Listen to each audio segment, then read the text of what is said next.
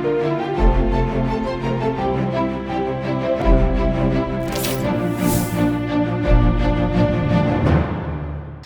आप देख रहे हैं सी न्यूज भारत और मैं हूं आपके साथ प्रिया श्रीवास्तव। वक्त हो गया उत्तर प्रदेश की खास और चुनिंदा खबरों की ओर रुख करने का। तो शुरू करते हैं उत्तर प्रदेश बुलेटिन का सिलसिला।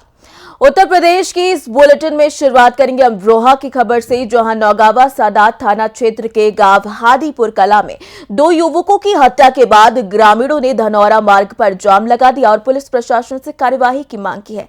आखिर पूरा घटनाक्रम क्या था और किसकी हत्या की गई, आपको इस रिपोर्ट में दिखाते हैं। अमरोहा जनपद के नौगावा सादात थाना क्षेत्र के गांव हादीपुर कला में 2 युवकों की हत्या के बाद ग्रामीणों ने धनौरा मार्ग पर जाम लगा दिया और पुलिस प्रशासन से कार्यवाही की मांग की। परिजनों के मुताबिक मृतक नरेंद्र और उसके साथी मजदूरी करके लौट रहे थे, तभी आरोपी राजेंद्र कुमार और उसके साथियों ने उन पर हमला कर दिया, जिसमें दोनों की मौत हो गई। इस मामले में मृतक के परिवार वालों ने शुरुआत में इसे हादसा मानकर एक्सीडेंट की तैयारी पुलिस को दी, लेकिन मृतक नरेंद्र के फोन में हथियारों की वीडियो मिलने के बाद परिवार वालों ने नौगावा सादात थाना पुलिस से इस मामले में हत्या का मुकदमा दर्ज करने की मांग की, पर पुलिस ने इनकार कर दिया, जिसके बाद मृतक के परिजनों ने गुस्से में आकर हत्यारों के खिलाफ कार्यवाही की मांग को लेकर धनौरा मार्ग पर रविवार को जाम लगा दिया। जाम लगाने की खबर सुनकर नौगावा सादात क्षेत्र के समाजवादी पार्टी से विधायक समरपाल सिंह मौके पर पहुंचे और उन्होंने अमरोहा जनपद के नौगावा सादात थाना क्षेत्र के गांव हादीपुर कला में हुई 2 युवकों की हत्या के मामले में पुलिस अधीक्षक कुंवर अनुपम सिंह से वार्ता करके आरोपियों के खिलाफ कार्यवाही कराने का आश्वासन दिया है। वहीं मौके पर पहुंचे नौगावा सादात उपजिलाधिकारी ब्रिजपाल ने दोनों पीड़ित परिवार और ग्रामवासियों को आश्वासन दिया है कि जो भी लोग दोषी होंगे उनके खिलाफ कार्यवाही की जाएगी। उसके बाद ग्रामवासियों ने प्रशासन का सहयोग कर जाम खोल दिया। कहना क्या हादसा हुआ है, 2 जवान बच्चों की मौत हुई है। वो गुस्से में करते ही आदमी, एक आदमी बताते हैं पकड़ा था, पुलिस के हाथ से छूट गया, भाग गया, ये कह रहे भगाया। सर इसमें इन लोग है उनको लोगों को, अच्छा जवान लड़कों की मौत हुई। सर कोई रंजिश को लेके बताई जा रही है बात? अब तो ये ज़्यादा जानते होंगे भाई, मुझे तो इतना रंजिश का पता नहीं। सर जैसे क्या मौत तो मौत ही है, मर्डर हुआ है, ये कोई फांसी थोड़ी है कि लटका दिया। अब वो सीधा मर्डर है दोनों का। मैंने अभी डीएम साहब से बात की अभी मैंने, तो वो कह रही मेरे तो संज्ञान में नहीं है मामला। एसपी कहती हूँ, एसपी ले रहे हैं, एसपी हैंडल करेंगे। इससे भी बड़ा हादसा हो गया संभल में, ऐसा ही समीकरण ऐसा बैठा आगे, इससे भी बड़ा हादसा संभल में हो गया, तो सारे अधिकारी संभल लगे, वो बड़ा हादसा हो गया, उससे भी बहुत बड़ा हादसा। यहाँ बताने की भीड़ में बताने की भी बात नहीं है, आप लोगों को तो पता होगा संभल का, तो इसलिए जब बड़ा हो जाता तो छोटे में बाद में देखा जाता। लेकिन अभी वो एसपी साहब देख रहे हैं, मैं बात करूँगा, अभी जा रहा हूँ एसपी साहब से, मुलजिमों को जल्दी से जल्दी पकड़ा जाए, ये सबकी डिमांड है, हमारी भी यही डिमांड। सर पुलिस वालों ने ये बताया 2 से 3 लोग पकड़ लिए हैं मौके पे। मुझे जानकारी नहीं, ये तो पुलिस बता सकती है, मुझे ना इन लड़कों ने बताया जिनके मरे, न मुझे जानकारी, ये पुलिस बता सकती है। Thank you. मेरा हिम्मत यार नाम है। आज जो यहाँ पे आप लोगों ने जाम लगाया है 2 लाशें रखकर, क्या है पूरा मामला? देखिए पूरा मामला ये है कि ये जो लाश रखी गई है ये इंसाफ के लिए रखी गई है, क्योंकि जो 2 लड़के एक्सपायर हुए हैं ये एक्सीडेंट से नहीं, पहली बात तो इनका मर्डर किया गया है। आप कैसे कह रहे हैं? हम इस करके बिना पे कह रहे हैं, पहले हमें भी ऐसा लगता था कि एक्सीडेंट है, लेकिन जो लड़का मरा है उनने खुद की उसके फोन में खुद वीडियो बनाई हुई है इस चीज़ की जी कि ये एक्सीडेंट नहीं, एक मर्डर है, और जिस लड़के ने मर्डर किया है उसकी प्रॉपर तस्वीर उसके अंदर है। इस करके हम पक्के सबूत के साथ ये बोल रहे हैं कि ये मर्डर है। अच्छा, पुलिस ये भी कह रही है कि आपने जो तहरीर दी थी पहले वो एक्सीडेंट के मामले में, पहले हमें भी कंफर्म नहीं था कि ये मर्डर है या एक्सीडेंट है, क्योंकि जब पता चला था तो ऐसा रूप दे दिया गया था इनको कि ये एक एक्सीडेंट है। उसके बाद जब इन लड़के का जो एक्सपायर हुए हैं, इनका जो फोन मिला है उसमें ये वीडियो मिली है।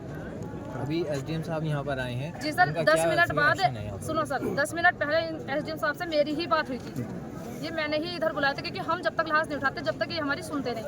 अब जो हमारा मोटिव था इनसे ये था कि उस लड़के को भी मतलब इन दोनों बच्चों को इंसाफ मिलना चाहिए और आर्थिक स्थिति में इन्हें सहयोग भी मिलना चाहिए सरकार द्वारा, क्योंकि जो नरेंद्र की वाइफ है वो 4 महीने की प्रेग्नेंट है। ऐसी स्थिति नहीं है, लड़की की माँ नहीं है, मेरे पास पली है वे। अच्छा, शादी हमने करी है उनकी। शादी को कितना टाइम हो गया? 4 महीने शादी को, 4 महीने की ही प्रेग्नेंट है। अच्छा, ये जो घटना घटी है ये क्या कार्य करते थे और कैसे ये अंजाम दिया घटना गया? घटी है। ये लड़का चिनाई का एक मिस्त्री था, राज, तो ये चिनाई करता था। ये जो घटना ऐसे शुरू हुई है, इन पे उस लड़के के 300 रुपए थे जिनने इनका मर्डर किया था, और इनके जो साले थे उसके उस लड़के पे 800 रुपए थे। तो इन्होंने ये बोला था कि मैं 300 रुपए दे दूंगा, तुम 800 रुपए मेरे साले के दे देना। इस बात पे इनमें जो आपस में वार्तालाप हुई, उसके बीच इनमें लड़ाई शुरू हो गई। अच्छा, इससे पहले भी कोई रंजिश है? नहीं सर, इससे पहले उसने धमकी दी थी खाली कि मैं इसको जान से मार दूंगा। उससे पहले उसकी धमकी हो चुकी थी, लेकिन वो हमने ये सोचा कि चलो लड़ाई झगड़ा होता है तो धमकी कोई भी देता है, लेकिन करना इतना आसान नहीं होता। लेकिन उस लड़के ने ये कर दिखाया। किसने करा, क्या नाम है? कल एक यहाँ रोड पे पहले तो एक्सीडेंट बताया गया था। आज कुछ वीडियोस जो सामने आए, वीडियो को लेकर के जो दोनों लोगों के घर वाले थे उनकी मांग थी कि ये हत्या का केस दर्ज किया जाए। हमने आप लोगों को आश्वस्त किया है कि वो हत्या का केस दर्ज होगा उस वीडियो के आधार, और उसमें उसके लड़के के अलावा जो भी दोषी होंगे सबके खिलाफ कार्रवाई की जाएगी और कोर्ट में उनको सजा दिलाई जाएगी। आधी बात लोगों की बात है कि जो लोग दुख हो गए हैं उनके परिवारों को आज मदद दी जाए, तो उसका भी हम जो है जो भी कानूनी नियमों के अंतर्गत मदद है आपके मदद को हम तो एक लड़का साफ दिख ही रहा है और वो सारे लोगों के नाम हम उससे निकलवाएंगे, जो भी दोषी होगा सबके खिलाफ कार्रवाई करेंगे। और लोगों ने हमारे आश्वासन पे ये यहाँ जो रोड जाम वाला था कार्रवाई समाप्त कर दी और वो लोगों को अंतिम कार्रवाई की है। अमरोहा से सी न्यूज संवाददाता गौरव श्रीमाली की रिपोर्ट। रुक करेंगे बुलेटिन में अगली खबर ललितपुर का, जहां अंतर्गत विकासखंड मड़ावरा में उच्च प्राथमिक विद्यालय में खड़ा सूखा हुआ पेड़ लोगों पर भारी पड़ सकता है। आखिर पूरा माजरा क्या है, आपको इस रिपोर्ट में समझाते हैं। मामला जनपद ललितपुर अंतर्गत विकासखंड मड़ावरा का है, जहां उच्च प्राथमिक विद्यालय में खड़ा सूखा पेड़ लोगों पर भारी पड़ सकता है। आपको बताते चले कि स्कूल परिसर में ये पेड़ कई वर्षों से आधा लटका हुआ है। इससे पहले भी कई बार इसकी जानकारी अधिकारियों तक दी गई, मगर अभी तक पेड़ को नहीं हटाया गया। इससे पहले भी पास में ही मुख्य सड़क पर खड़े सूखे पेड़ से घटना घटी थी, जिसके बाद भी प्रशासन सचेत नहीं हुआ। दुकानदारों की माने तो उनका कहना है कि ये पेड़ पहले कम लटका हुआ था, मगर कुछ दिनों से ये आधा लटक गया है और कभी भी गिर सकता है और बड़ा हादसा हो सकता है। विद्यालय के अध्यापकों ने भी इसको हटवाने की कई बार कोशिश की, मगर कोई सुनवाई नहीं हुई। यदि इसको जल्द से जल्द नहीं हटवाया गया तो कोई बड़ी घटना घट सकती है। ललितपुर से सी न्यूज संवाददाता राकेश कुमार वैद की रिपोर्ट। वक्त हो गया है बुलेटिन में आगे बढ़ने का। मेरठ की खबर का रुख करेंगे, जहां 28 वर्षीय रिया की 5वीं मंजिल से गिरकर मौत हो गई। घटना के बाद पहुंची पुलिस ने घटनास्थल का जायजा लिया है। इस मामले में क्या बातें सामने आ रही हैं, इस रिपोर्ट में दिखाते हैं। मेरठ में 5वीं मंजिल से गिरकर महिला की मौत। 28 वर्षीय रिया की 5वीं मंजिल से गिरकर मौत हो गई। घटना के बाद मौके पर पहुंची पुलिस ने घटनास्थल का जायजा लिया, वहीं शव को कब्जे में लेकर पोस्टमार्टम हाउस भेजा।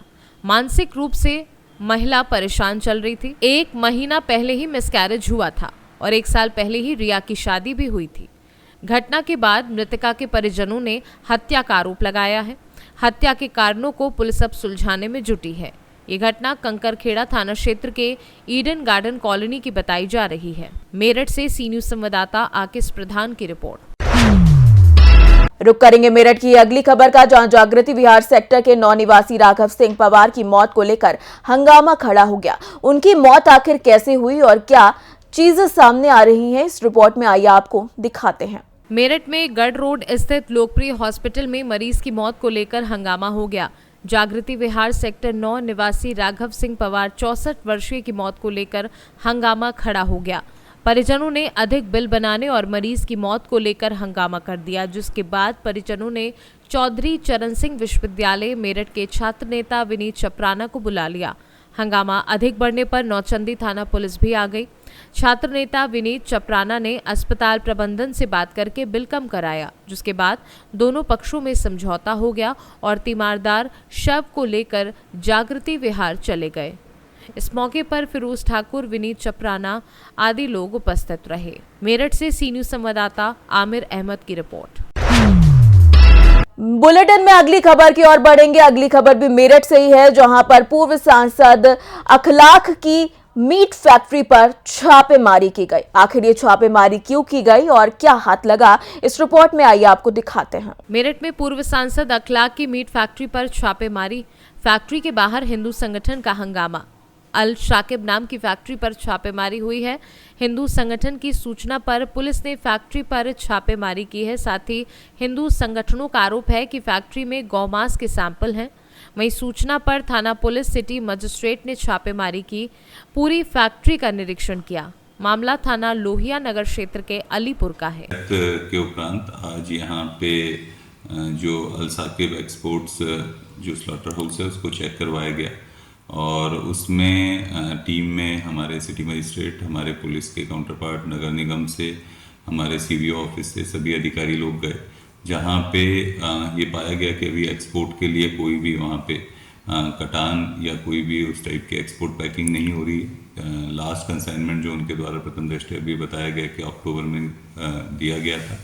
इस संबंध में सभी पेपर्स को, सभी वीडियो रिकॉर्डिंग्स का अवलोकन किया जा रहा है और जैसे भी जो आगे की स्थिति होगी वो हम आप लोगों से शेयर करेंगे। क्या नाम आपका?